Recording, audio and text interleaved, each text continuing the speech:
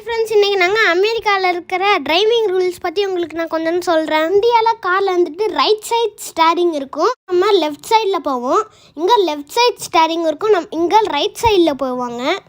இதில் பெரிய ட்ரக்ஸில் ரைட் லைனில் தான் போகணும். ஓவர்டேக் பண்ணுறதுக்கு மட்டும் லெஃப்ட் லைனில் வந்துட்டு அப்புறம் ரைட் லைன்லேயே போயிடுவாங்க. அந்த yellow and white solid lines கிட்ட கொஞ்சோண்டு இடம் இருக்குதுல்ல, அது பேர் ஷோல்டர்ஸ்ன்னு சொல்லுவாங்க. கார் பிரேக் டவுன் ஆயிடுச்சுன்னா எமர்ஜென்சிக்கு நம்ம அந்த ஷோல்டரில் நின்று கொஞ்சோண்டு பிரேக் எடுத்துக்கலாம். இங்கே வந்துட்டு ஒவ்வொரு ஸ்டேட்டுக்குமே ஸ்டேட் லான்னு வச்சுருப்பாங்க. இங்கே நியூ ஜெர்சியில் maximum speed limit 65 miles per hour தான். சில ஸ்கூல் மாதிரியான இடத்துலலாம் ஸ்லோவாக போகணுன்னா ஸ்பீட் லிமிட் போர்டு வச்சுருப்பாங்க.